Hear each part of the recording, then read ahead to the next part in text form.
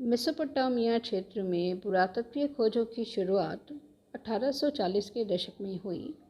यहाँ पर हमें कई प्रकार के नगरों के अवशेष, विभिन्न प्रकार की इमारतें, कई प्रकार की मूर्तियाँ, आभूषण, कब्र, औजार और मुद्राओं की बहुत बड़ी संख्या प्राप्त हुई। इसके अलावा हमें एक बहुत बड़ी संख्या में लिखित दस्तावेज भी मिट्टी की पट्टिकाओं के माध्यम से प्राप्त हुए। इसके अलावा यहाँ पर हमें गोल मुद्राएं, जिनसे स्टैम्प भी जिन्हें हम कह सकते हैं, उनकी प्राप्ति हुई। वैज्ञानिकों का ये भी माना जाता है कि पहिए का आविष्कार सबसे पहले यहीं किया गया होगा। यहाँ के नगर अवशेषों और मूर्तियों के अवशेषों से हम इस क्षेत्र के बारे में बहुत अधिक जानकारियाँ प्राप्त कर सकते हैं।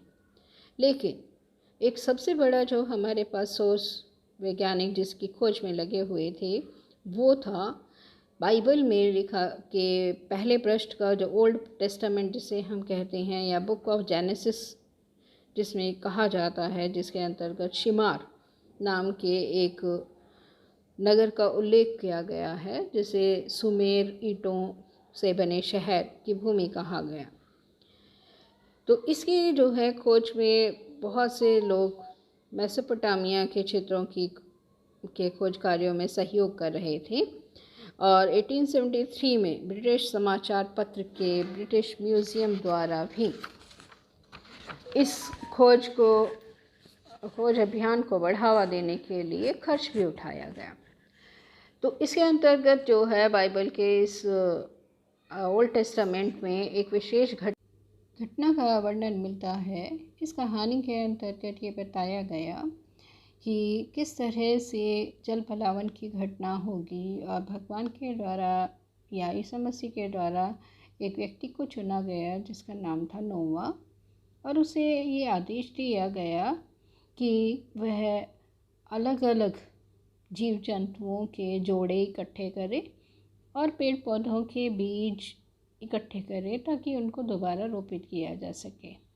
ये सब इसलिए कि किया गया क्योंकि जो घटना है जल पलावन की, तो उसमें सारी सृष्टि नष्ट हो जाएगी।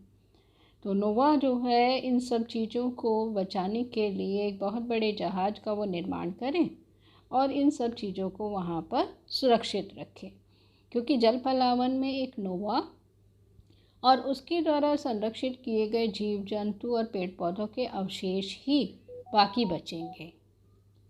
तो इन सब की वजह से क्या हुआ कि जो नोवा था वह और उसके परिवार के सदस्य और जो जीव जंतु पेड़ पौधे उसने बचाए थे वो बचे एक बड़े से जहाज़ के अंतर्गत, ताकि दोबारा से सृष्टि की संरचना की जाएगी। और एक निश्चित तिथि को जल पलावन की घटना हुई जिसके अंतर्गत सारी पृथ्वी नष्ट हो गई, सब तरफ पानी ही पानी दिखाई देता था। सिर्फ नोवा और उसके परिवार के कुछ सदस्य बचे। और उसके अलावा जो नोवा ने जिन जानवरों के जोड़े रखे थे और जो अलग अलग प्रकार के पेड़ पौधों के बीज संरक्षित किए थे वो बच गए, जिससे सृष्टि की दोबारा से संरचना हुई या सृष्टि जो है दोबारा से बनी।